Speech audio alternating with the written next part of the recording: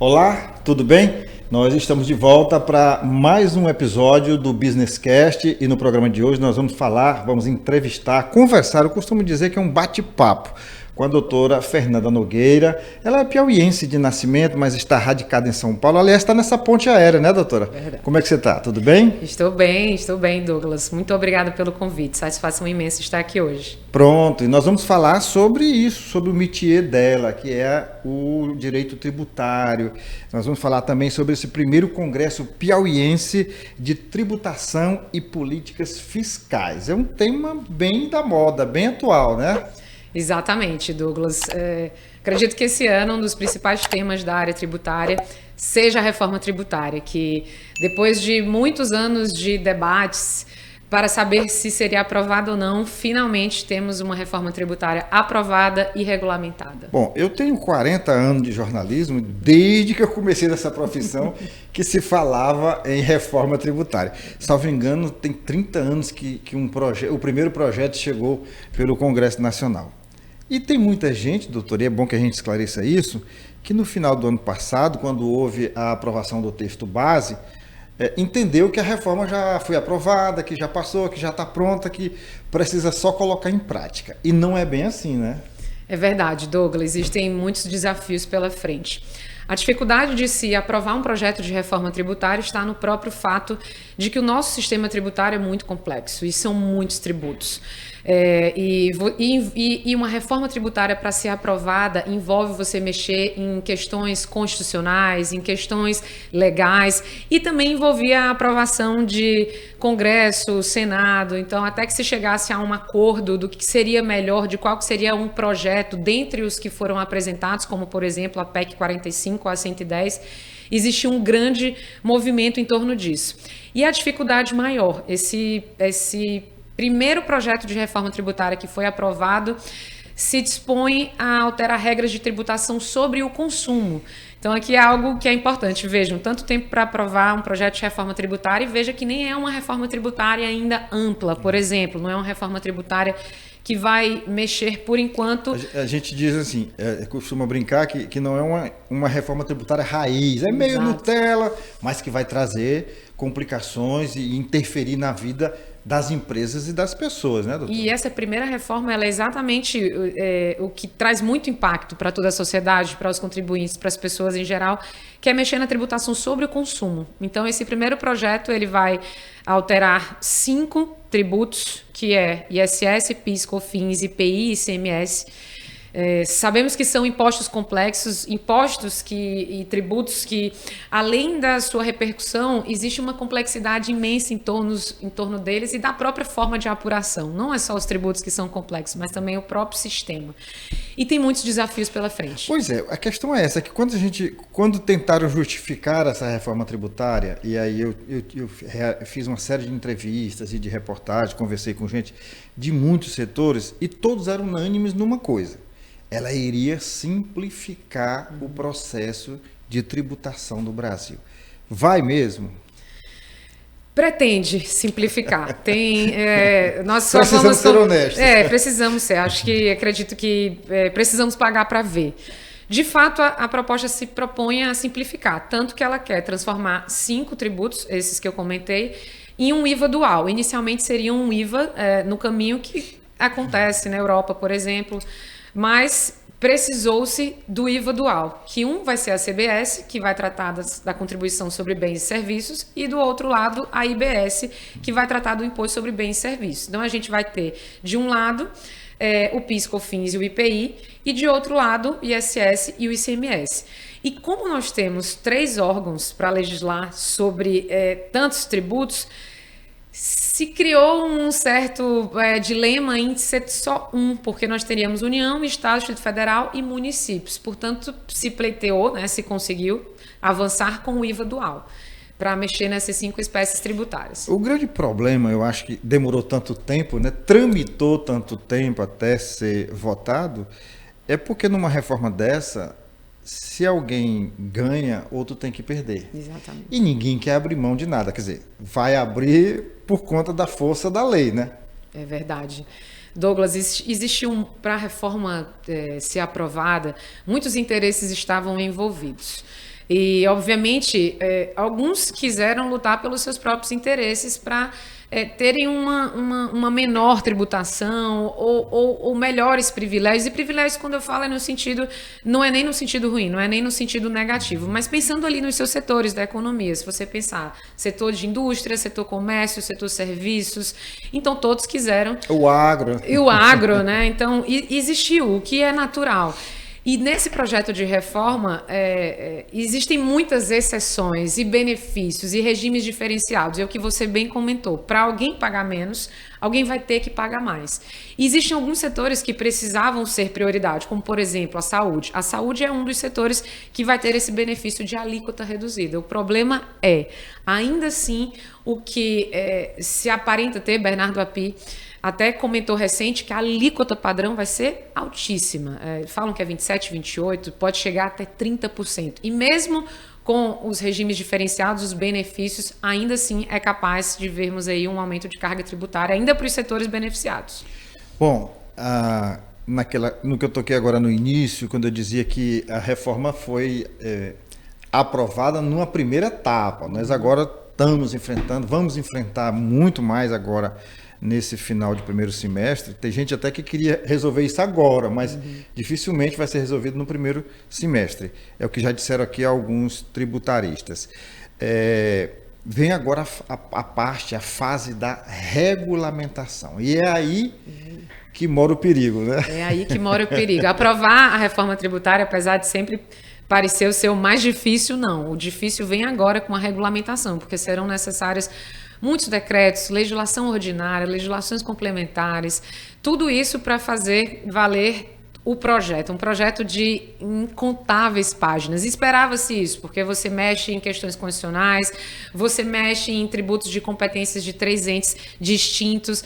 Só de se pensar em mexer no manicômio, que é o PIS e a COFINS, que são realmente tributos hipercomplexos, nós já esperaríamos isso.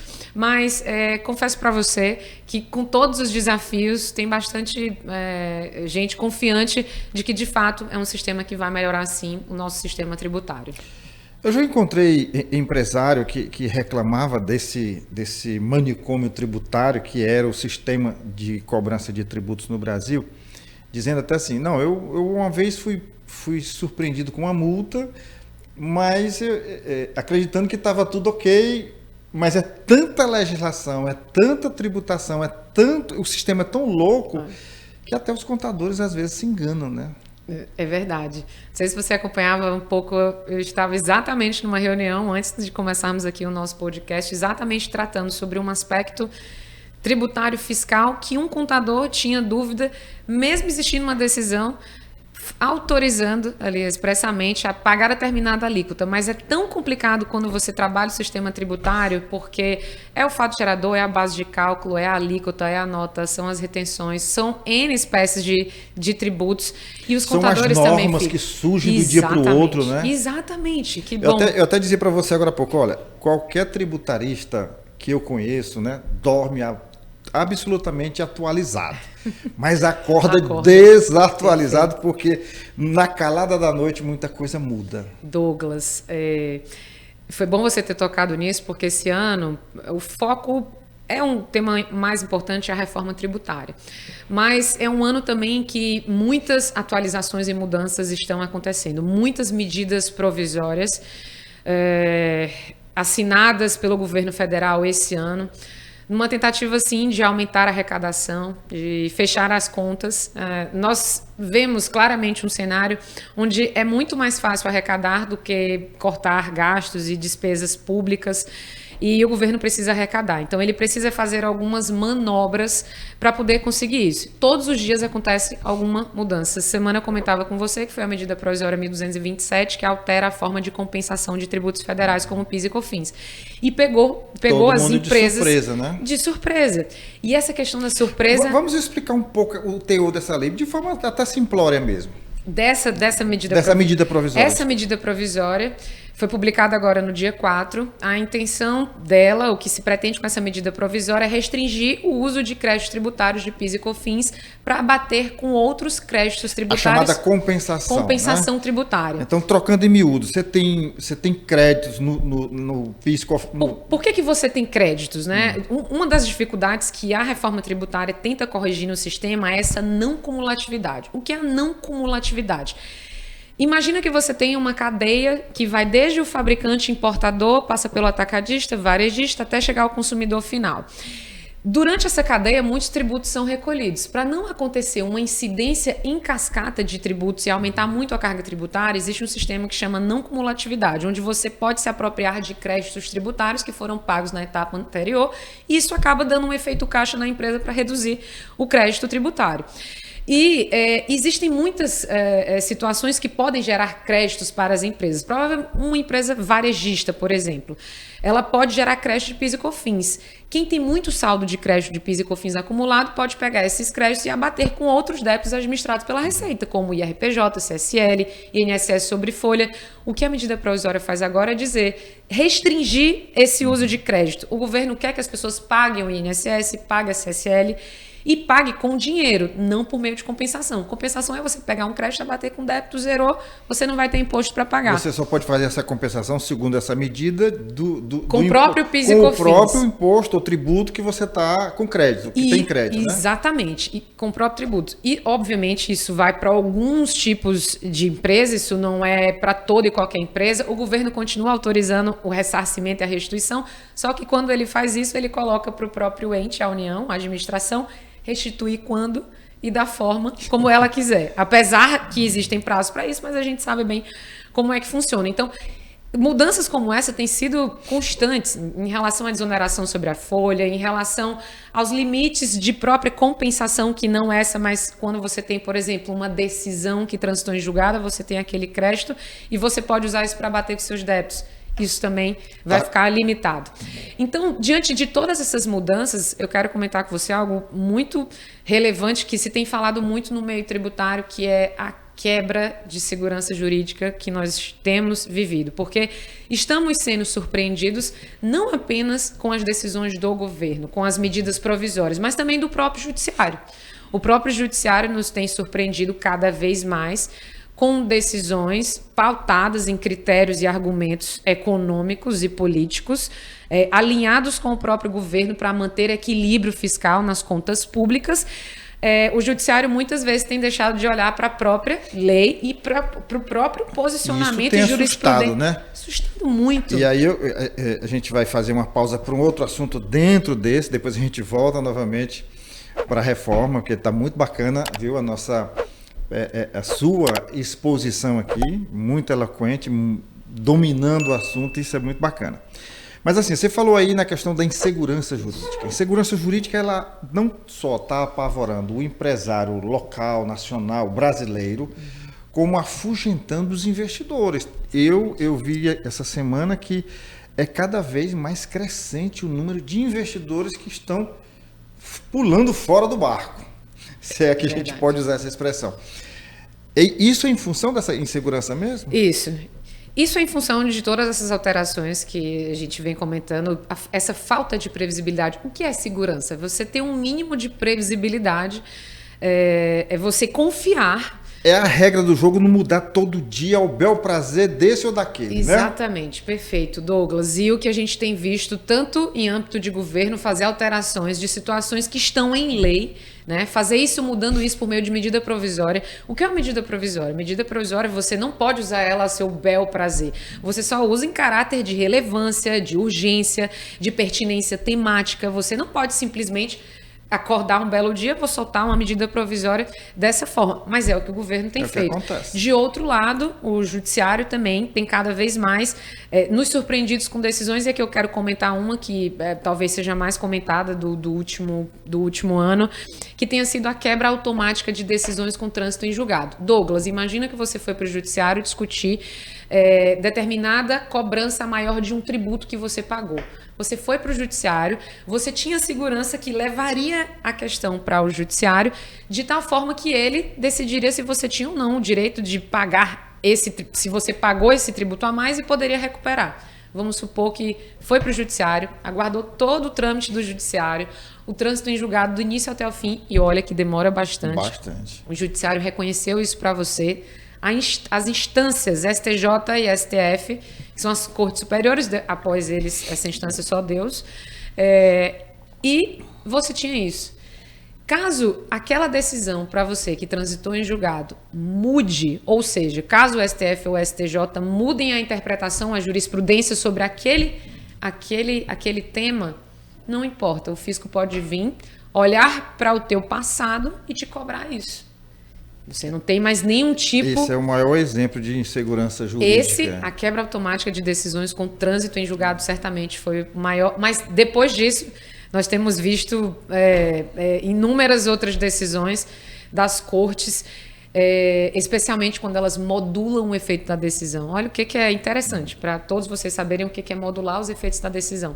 É como se você tivesse um direito, mas pelo critério econômico de impacto no orçamento e a falta de previsibilidade, a previsibilidade para o orçamento, ok, isso precisa ser respeitado. Às vezes a previsibilidade, a segurança aqui para o lado do contribuinte, isso não precisa acontecer. E, então, a modulação de efeitos. Não importa se você pagou um tributo inconstitucional e indevido durante todo o passado. Você só vai ter direito de ter esse tributo para você que você pagou indevidamente daqui para frente. Eles pegam e cortam no tempo. Né? Eles cortam no tempo que você vai ter direito àquilo. Isso é modular. E cada vez mais a gente tem visto modulações desse tipo. Então, a insegurança está tanto dentro da forma como eles têm modulado, quanto isso de mudar o passado, né? Hoje nós temos visto essa mudança no passado. Isso não é bom para o cidadão, para o pagador de imposto, para o empresário e muito menos para a nação, porque há essa evasão de divisa de investidores que ficam assustados com isso, né? Douglas, eu queria não deixar de comentar algo que eu falava ontem com um colega, um empresário. Estamos num cenário tão preocupante que hoje talvez faça mais sentido se deixar de recolher tributo e esperar alguns dos programas de parcelamentos especiais, refis, transação, do que você pagar o tributo em dia. O que se vê hoje, em termos de cálculo, é que quem paga em dia é penalizado, está, né? Pagando mais do que aqueles que deixam de pagar e esperam até vir uma fiscalização, uma autuação, e mesmo vindo se beneficiam de programas que o governo, precisando arrecadar, coloca como transações. Infelizmente, esse é o cenário. Eu, como tributarista, de forma alguma estaria aqui alimentando, dizendo isso, mas é o cenário que a gente vive hoje. Doutora, a senhora está acompanhando lá no Congresso esses debates, essa questão da expectativa dessa regulamentação? Como é que a senhora está vendo tudo que acontece lá? Está tendo muito lobby, está tendo muito... Vai ter. Faz parte do jogo. É o que espera, faz parte, porque o Brasil é um país muito diverso, com inúmeras empresas de muitas áreas, de muitos tipos, e todos buscando pelos seus próprios interesses, o que é natural. Então, todos muito preocupados também em como essa reforma tributária vai impactar. Existe sim muito lobby, existe sim muita conversa de bastidores, muitas reuniões, tanto com quem faz parte do Congresso, quem faz parte do Senado, entes políticos, entes públicos, entidades privadas, todos têm interesse, porque isso vai impactar. E nós, como cidadãos, e eu nem falo de mim só como advogada, como empreendedora, como educadora, mas como cidadã, nós precisamos estar atentos a esses movimentos que estão acontecendo e como isso vai impactar aí a nossa vida. Pois é. Agora, essa reforma sai mesmo agora, esse ano? Pelo menos esse ano sai, né? Sai. A reforma tributária, na verdade... essa regulamentação, né? Sai. A reforma tributária já saiu. A reforma tributária já saiu. O que a gente vai esperar agora é, de fato, as regulamentações. Se ela começa mesmo a valer a partir de 2025, existe um período de transição que vai de 2025, começa 2027. As primeiras movimentações são a partir do próximo ano, por isso que é um ano interessantíssimo, Douglas, para as empresas reavaliarem como elas estão pagando os tributos, refazer planejamento, ver o que dá para aproveitar, o que dá para recuperar, porque muitas coisas vão mudar. Mas, de fato, existe uma reforma. O que nós aguardamos agora são as legislações que vão regulamentar a forma como essa reforma tributária vai acontecer de fato e de direito, né? Exato. Agora, eu conversei com alguns especialistas, tributaristas e empresários, e eles estão, assim, meio assustados também com relação à implementação dessa reforma. Como você falou aí, começa em 25, aí tem uma etapa de 27, e durante essa transição vai funcionar os dois sistemas. O sistema lá de louco, que é o manicômio, e essa nova reforma. Então, assim, esse é um outro problema. Esse é um outro problema e eu te confesso que eu gosto muito desse problema. Para tributarista, a gente vê que não vai faltar trabalho e oportunidade, porque de fato são dois sistemas pela frente. Existe esse período de transição, que é um período de transição imenso, que vai até mais de 2030, diante de uma mudança tão grande no projeto, né, na reforma tributária. E vão ser esses dois sistemas, as pessoas tentando sobreviver a como vai ser você lidar com o sistema atual, que é um sistema extremamente complexo, que exige mesmo, porque tem muitas legislações, muitas mudanças, muitas obrigações tributárias, fiscais, acessórias, e tentar se adaptar a esse novo sistema, que por ser novo, né, isso vai assustar um pouco, mas que a ideia é que ele de fato venha para melhorar. Nesse caso que você falou, não vai faltar trabalho para os tributaristas e nem para os contadores, né? É verdade. E aí vai ter que haver também uma atualização tanto dos advogados da área quanto dos próprios contadores, contabilistas. Senão vai ficar todo mundo louco, né? Exato. E existem prazos a serem cumpridos, existem mudanças a serem implementadas. E essas mudanças, como você bem falou aí, as empresas têm que se preparar mesmo, né? Tem que se preparar, tem que acompanhar o que está acontecendo, se manter informado. Eu acho que atualizado, né? Mais do que nunca, Douglas. Acho que é o momento das pessoas buscarem entender sobre a reforma. Eu estou aqui hoje, inclusive, em algum momento a gente vai para... Porque é importante, como você bem falou, não só os advogados, mas os contadores, aqueles estudantes da área que estão se formando, os empresários, os administradores, quem trabalha na parte fiscal, né, auditores, todos vão precisar estar informados com essas mudanças que vão acontecer.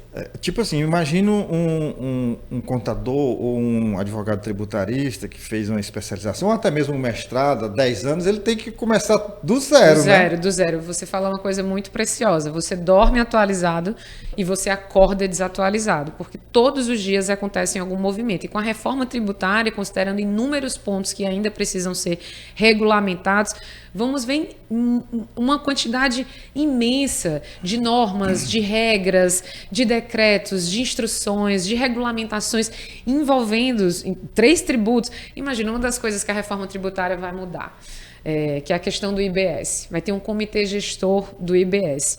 Hoje, que é o imposto de bens sobre serviços, né? Sobre bens e serviços. Imagina, no Brasil nós temos o quê? 5.579, se eu não me engano, municípios. Como vai ser um comitê? Hoje em dia, cada município tem a sua competência para legislar sobre os seus tributos referentes aos tributos ali municipais. Cada município tem isso.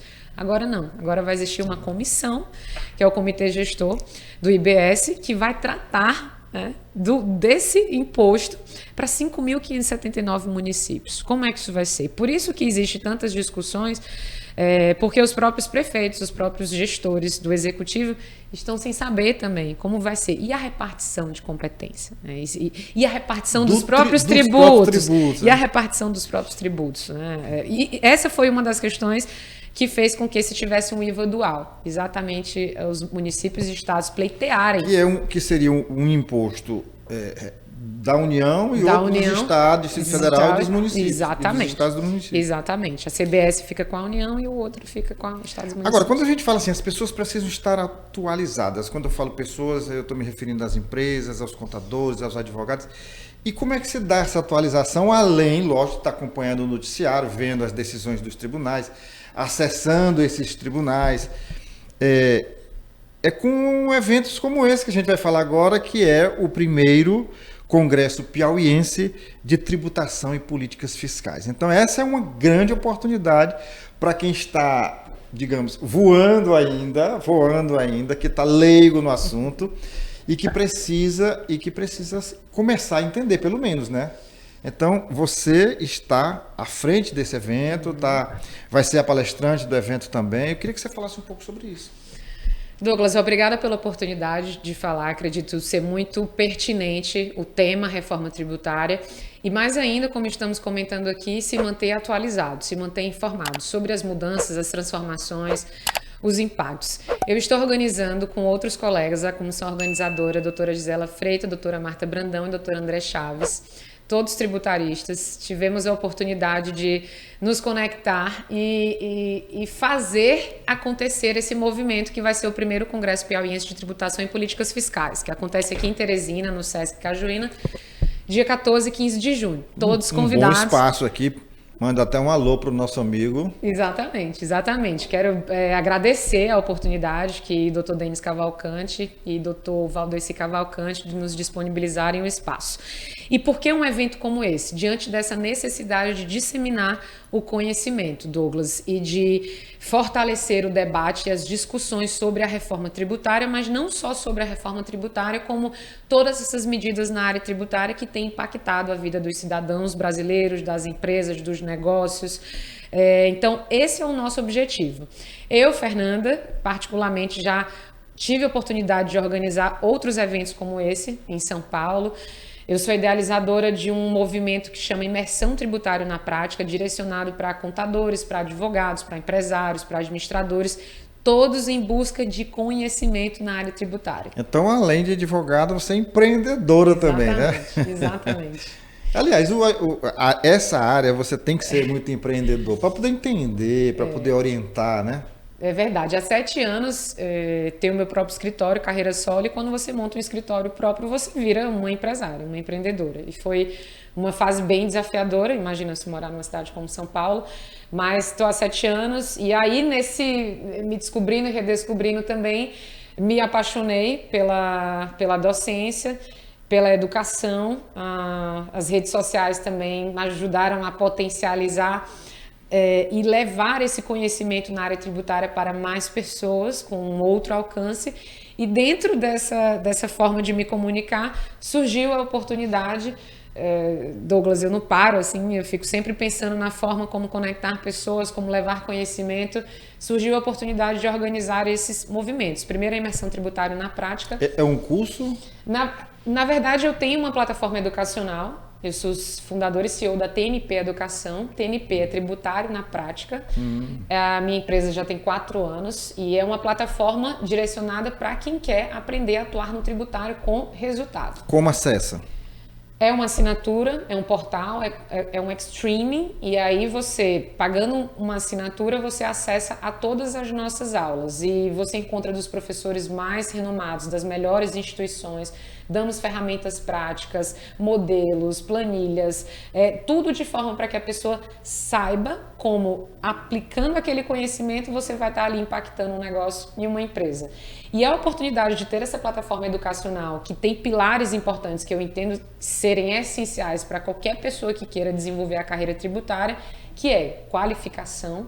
E hoje em dia eu acho que existe uma crise muito grande de qualificação nos profissionais nessa geração que quer tudo muito rápido, que acha que ver 2 Reels ou assistir 3 Stories já se acha preparado para dar algum outro tipo de opinião. Por isso que a gente vê cada vez mais coisas absurdas nas redes sociais. Então, você ter qualificação, você ter repertório tributário. O que é ter repertório tributário? Você saber navegar e se atualizar sobre as mais diversas oportunidades da área tributária e elas não param. Douglas, eu falo, existe uma frase clássica que a gente só tem 2 certezas na vida, que é a morte e os impostos. Então, não falta isso. Você saber vender bem, você saber entregar resultado. Então, a plataforma gira em torno disso e, a partir disso, eu consegui criar esse movimento educacional. Você estava falando aí nessas pessoas que não conseguem se atualizar, que não conseguem se preparar e que, de repente... Eu vi hoje um vídeo, um Reels, interessantíssima. Era uma advogada num tribunal.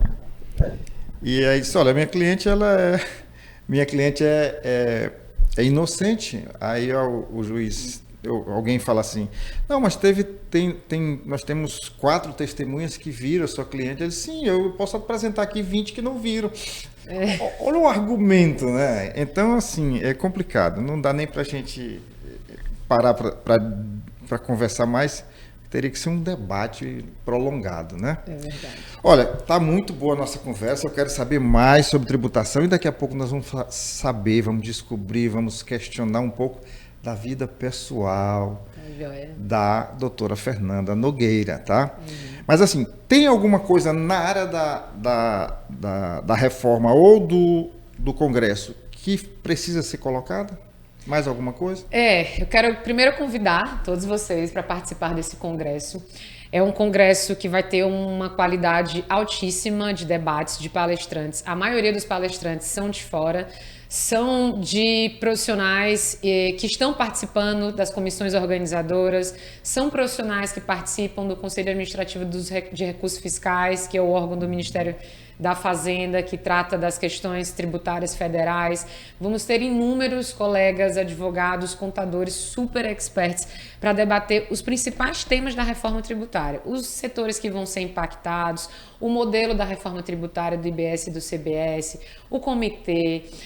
Além dessas questões sobre reforma tributária, tratar sobre planejamento tributário, sobre planejamento sucessório.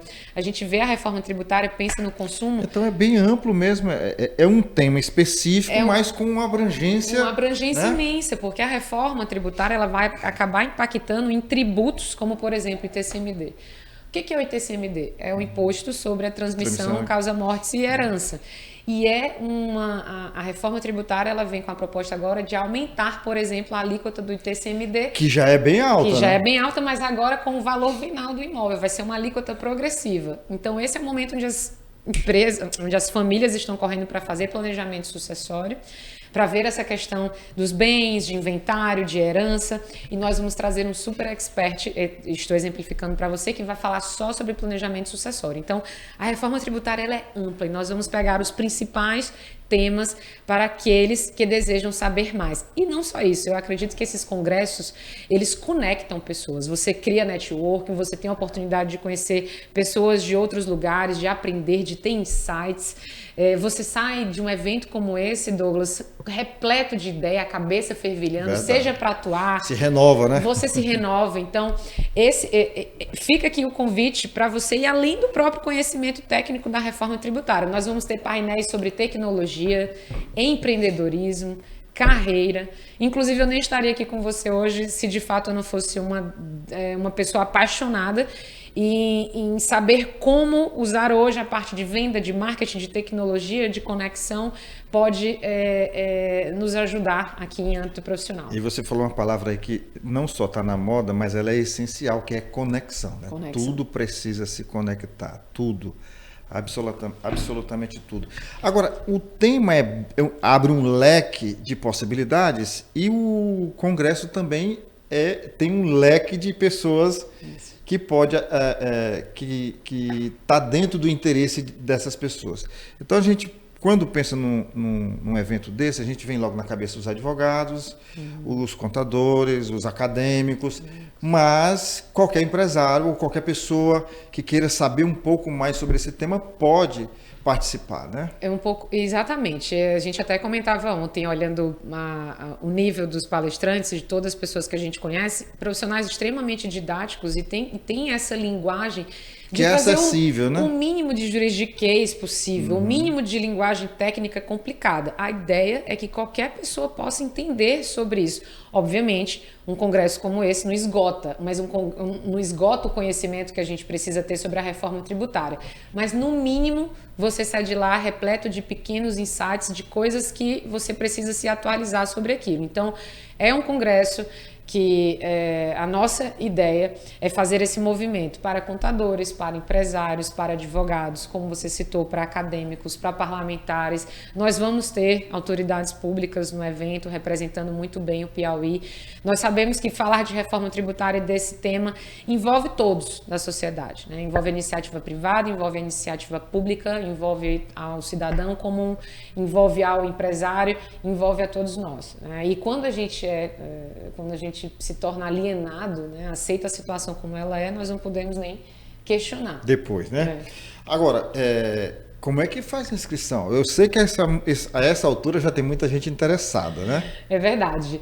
Eu vou deixar aqui para você o meu @Fernanda_Nogueira.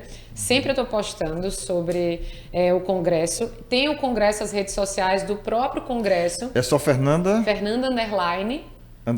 Nogueira. E aí tem o Instagram também, a rede social do próprio Congresso, que é CPT. Arroba também? @CPT Piauí. CPT Piauí, isso. Direto, ponto. Sem ponto, com ponto. Acho que eu não lembro se é com ponto ou sem ponto. CPT ou ponto Piauí ou só Piauí. Tá certo. E lá vocês encontram os links de inscrição. Podem entrar em contato comigo também, mandar por direct, a equipe também. Nós temos os telefones de contato que também estão dentro das redes sociais. Você pode acessar o nosso link de inscrição e... Fernanda, não dá mais para viver sem rede social, né? Não dá. Não dá. Não dá. E as pessoas estão aprendendo isso muito cedo, graças a Deus, né? É verdade, Douglas. Agora, para a gente encerrar essa parte, que depois a gente vai saber um pouco da tua vida, do teu dia a dia. Nós estamos aí enfrentando já, do jornalismo, na medicina, no direito, a inteligência artificial. Isso te assusta? A inteligência artificial, ela chega como um aliado ou como uma ameaça? Ela me assusta porque ela pode ser usada de uma forma ruim. A gente sabe que existe hoje o uso de tecnologia e de todas essas transformações, tanto para o bem quanto para o mal. Então, tem pessoas que usam inteligência artificial, por exemplo, para distribuir fake news, por exemplo, né? Isso é um grande mal hoje e, de fato, a inteligência artificial vem para isso. E o pior é que a técnica utilizada com a inteligência artificial, ela chega a convencer, né? Isso. Porque eu posso pegar aqui a tua entrevista, colocar na tua voz algo que você não falou e que jamais falaria, né? Então, eu acho que... Mas tem um lado bom, pelo amor de Deus. Não, exato. A gente está falando da parte ruim, mas tem a parte boa, né? A inteligência artificial pode sim melhorar bastante a vida, facilitar bastante, né? Fazer o nosso alcance e carreiras e profissões serem completamente transformadas. Então, a inteligência artificial, se ela for usada para o bem, ela pode ser muito positiva para todos nós. Então, não sou contra e não sou a favor, acredito que se for bem usada, sim. Mas acredito que o que eu tenho visto hoje, a depender, é que a inteligência artificial tem sido usada muito de forma para prejudicar. E considerando e tornar o ambiente cada vez mais hostil, mais tóxico. Então, a gente tem que ter muito cuidado com isso. Eu acredito que, inclusive, essa parte de inteligência artificial deve ser regulamentada. Deve-se existir cada vez mais uma preocupação, como tem hoje LGPD. A gente vê hoje um problema muito grande em relação à proteção dos nossos dados, à nossa exposição. Se não tiver uma regulamentação e um olhar para isso, como a gente vai estar aí no futuro? Pois é, agora chegamos no momento que nossos internautas, com certeza, estão se questionando. Quem é Fernanda Nogueira por Fernanda Nogueira? Muito bom.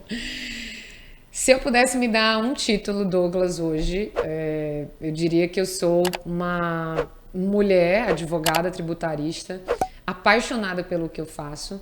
Me descobri como uma empreendedora, uma advogada que conseguiu construir sua carreira solo por conta própria. Tenho muito orgulho. E no outro estado, né? Exato. No maior estado do Brasil, né? Exato. Que é ali a meca do Brasil, exato, né? Eu saí de Teresina tem muitos anos. Eu sempre fui uma menina disposta a crescer, ambiciosa, não gananciosa, mas ambiciosa. E em um momento da vida eu descobri que aquela idealização que às vezes a família tem para você, do concurso público, não é para você. E aí eu fui com as minhas próprias asas em São Paulo em busca de especialização. Moro lá há 11 anos. Hoje tenho meu próprio escritório. Me apaixonei pela área tributária, conheci o tributário ali no finalzinho da faculdade, mas realmente foi aquela área que inicialmente as pessoas falavam tributarista, tem status, tem sucesso, dá grana. Primeiro é visto no acadêmico, é visto como um terror, né? É verdade. É como um terror. Depois, na prática, digamos assim, no exercício do direito, né? Exato. Aí já tem essa imagem que você acabou de colocar. Tributarista, tá bem. E eu apaixonei pela área, de fato, mas eu me apaixonei mais por tudo que a área me proporciona hoje, em termos de liberdade geográfica, financeira. Estou aqui com você, meu escritório continua em São Paulo, consigo atuar, acredito que no Brasil todo, com essa questão das redes sociais e da tecnologia e do marketing. Isso me permitiu. Então, eu sou uma advogada tributarista piauiense, né, nordestina, aquelas mulheres arretadas, assim, que tem sangue, tem brilho no olho para fazer acontecer. Sou muito orgulhosa da minha história. E uma mulher, filha de médico, que não quis a medicina, né? É verdade. Tenho uma irmã médica, meu irmão advogado, formado em medicina agora. A família toda, em volta das pessoas, conheço muitos médicos, mas realmente quis ir para a área do direito e sou muito feliz nessa área que é o tributário. Acho que é uma área de impacto, de relevância. Sou feliz por saber que eu faço um trabalho que é um trabalho que eu sei que impacta pessoas, que impacta negócios, que impacta empresas. Então, sou uma pessoa uma mulher bem realizada no trabalho. E corajosa. Ninguém chega em São Paulo e abre um escritório solo se não tiver muita coragem, mas também muitas conexões, né? É verdade. Isso é verdade. Isso é uma coisa que eu trago para a minha vida. O como a gente precisa se conectar e construir boas conexões. Eu poderia dizer para você que eu tenho uma filosofia de vida que abre portas. Qual é? Que é a gentileza, Douglas. Que é a gentileza. Você ser uma pessoa gentil, isso abre muitas portas. E o que é ser gentil? É saber agradecer, é saber elogiar, é saber ter empatia com o outro, é saber pedir. Se tem uma coisa, e eu percebo isso a todo momento, assim, na hora de tratar com os meus colaboradores. Eu acho que a gentileza desarma, sabe? Desarma. E acho que foi isso que me ajudou a construir boas conexões. Era aquela menina que veio do Piauí, nunca tive vergonha de falar de onde eu venho, pelo contrário, tenho muita... Das suas origens, né? Muito de falar que sou piauiense.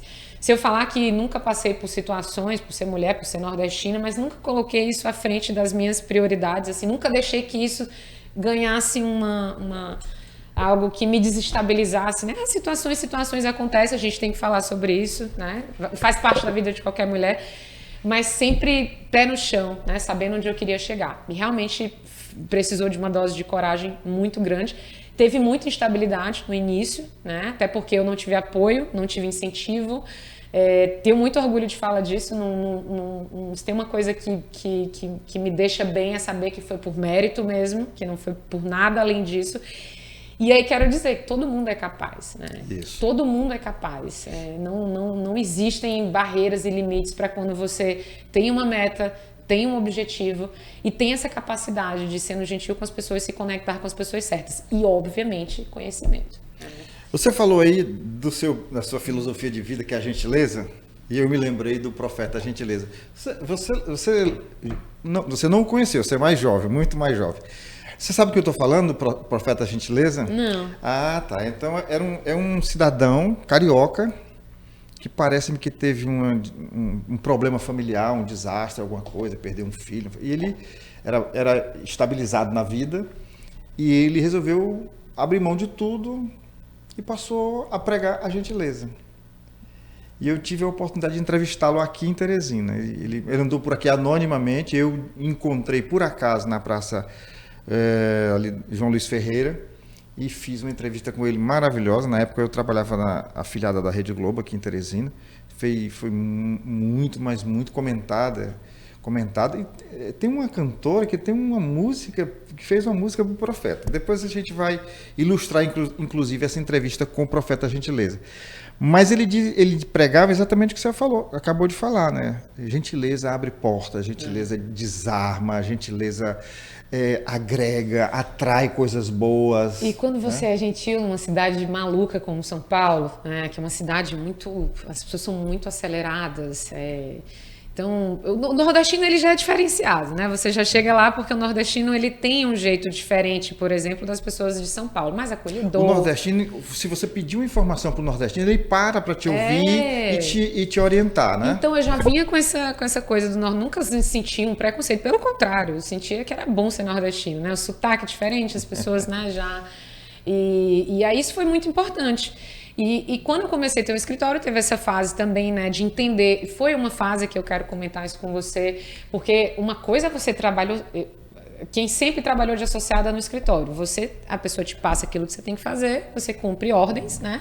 Mas uma coisa é você ter uma empresa, e aí você muda, você vai ter que ter conhecimento sobre a parte comercial, sobre a parte financeira, sobre a parte administrativa, e especialmente, e aqui foi o meu grande desafio, a prospecção de clientes. Como é que você vai ter um escritório sem clientes? O maior ativo de um escritório é clientes. Clientela. Nunca tive apesar de ser uma pessoa comunicativa, de falar, como você já viu aqui que eu falo bastante, mas eu não tinha essa habilidade no sentido de oferecer um produto, um trabalho, né?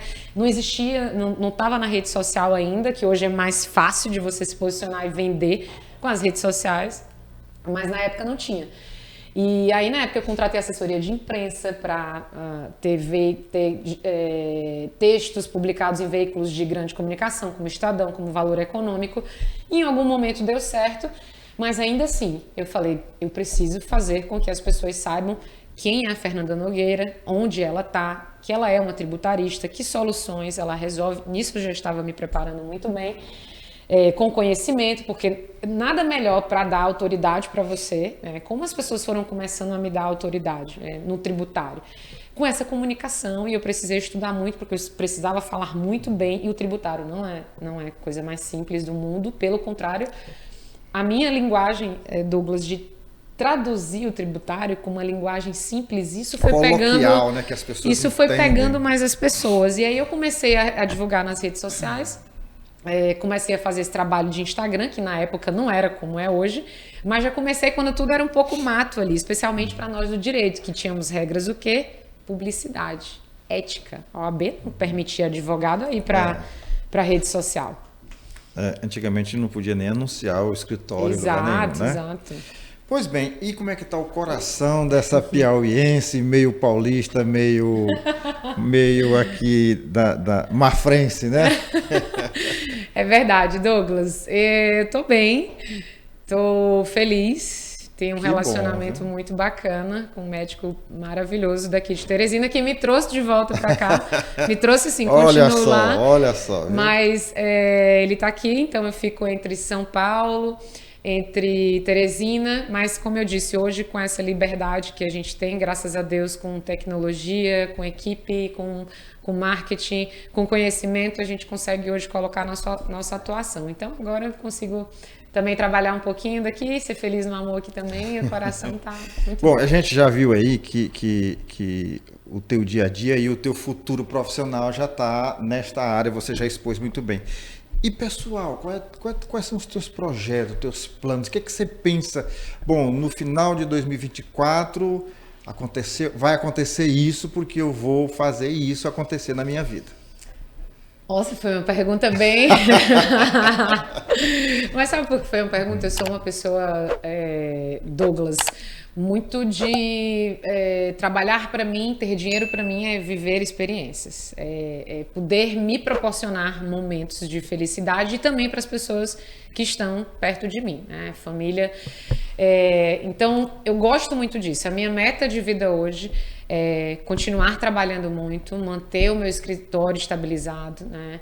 Manter uma vida para que eu me sinta confortável, me sinta tranquila. Uma vida que me dê liberdade de ser quem eu quiser, poder estar onde eu quiser. Confesso que eu não sou uma pessoa muito ambiciosa, daquelas que ambicionam... Pode até ser ambiciosa, mas não é gananciosa. Você já disse isso aqui. Eu não sou gananciosa naquele ponto de eu não tenho muitos sonhos de construção de coisas materiais, né? Eu acho que a vida pode ser boa.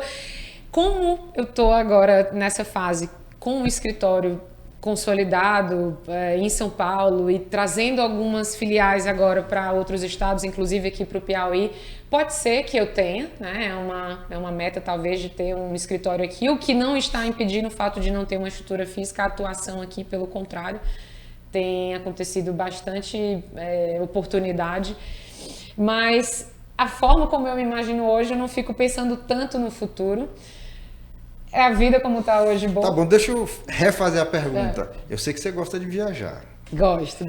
Qual é a próxima viagem?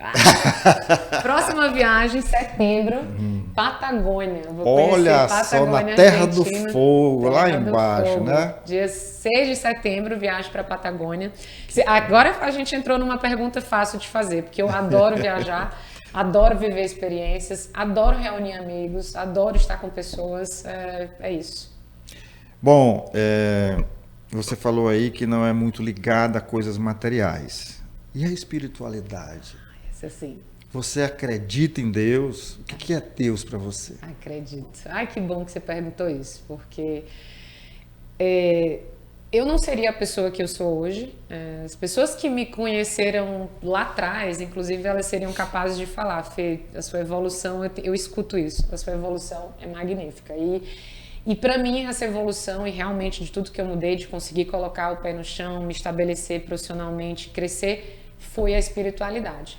Especialmente depois que meu pai faleceu, foi uma época que eu comecei a fazer direção espiritual. Eu acredito em Deus, sou católica. O que me liga hoje, eu respeito todas as religiões, mas a minha forma de me ligar com algo divino é a Igreja Católica. Então, missa todos os domingos, leio Bíblia. Coisa rara hoje em dia, leio Bíblia, viu? Faço direção espiritual. Sou uma pessoa que acordo orando, acordo agradecendo, durmo agradecendo e orando, e pelas pequenas coisas. Eu sou aquele tipo de pessoa, Douglas, que... E quando a gente vê tantas coisas acontecendo, isso aconteceu no Sul agora, né? Isso aconteceu no Sul, isso mexe com a gente. Às vezes quando eu estou tomando banho, eu falo: Deus, obrigada por eu ter uma casa, por eu poder dormir, por eu poder ter saúde. Lá ter agasalho, né? Exato, pelas coisas pequenas que normalmente a gente não agradece. A vida passa numa velocidade, às vezes a gente fica querendo tanta coisa, a gente não agradece. Então, a espiritualidade é o que me sustenta. Eu sou uma pessoa muito, assim, participo de encontros, ajudo na igreja, tenho uma ligação fortíssima, né? E eu acho que é isso, as pessoas falam muito da minha energia, né? Eu falo que a minha energia, ela é divina, e Deus, ele é de fundamental importância. Eu acho que tudo que acontece é porque Ele permite. Tudo que eu peço é para que a minha vontade coincida com a dele, e graças a Deus a vontade dele tem sido muito boa. Eu ia perguntar exatamente isso. Então, a construção que você fez até agora, sim, no pessoal, no profissional, é uma bênção, né? É uma bênção, é bênção. Eu me sinto abençoado o tempo inteiro. E às vezes eu falo: Deus, eu nem sei se eu mereço isso tudo, mas me faça merecer tudo isso. E eu peço para que Ele me dê sabedoria, para que me dê serenidade, para que me dê piedade, para que o meu... Peço muito isso, Douglas, para que a forma, para que eu faça o bem, para que as pessoas sintam isso, para que Ele me dê sabedoria nas palavras. Se eu estou aqui, se a gente começou aqui hoje, eu falo, que eu fale coisas positivas que de alguma forma vão tocar alguém. Viu? No meu trabalho é assim também, né? As pessoas que trabalham comigo, então ter essa presença, essa espiritualidade, eu sei que é isso que me traz aqui hoje. Não é a parte técnica, não é... É isso, eu sinto que existe uma coisa muito forte que me protege, que me abençoa o tempo inteiro, que é Deus. Amém. Amém. Amém. Foi muito bom conhecer você, conversar com você, né? Dividir esse momento com você, com os nossos internautas, os nossos telespectadores aí, as pessoas que nos acompanham, porque o Businesscast, ele tem essa capacidade de chegar lá, do outro lado, na casa das pessoas. E por incrível que pareça, não é só no Piauí, né? Nós estamos na internet, então nós estamos no mundo. Lá em São Paulo vai aparecer alguém: eu te vi no Businesscast lá do Sistema Móvel de Comunicação. Fernanda, muito obrigado de coração, tá bom? Douglas, eu queria agradecer, eu não imaginei que fosse ser tão bacana. Cheguei sem saber, recebi o convite, estou lisonjeada. Queria agradecer aqui pela Móvel Comunicação, pela oportunidade, pelo sistema aqui para conversar com vocês, e foi um imenso prazer conhecer vocês. Obrigada. Prazer foi nosso e dos nossos internautas. E você aí já sabe, né? A gente se encontra na próxima semana. Até lá.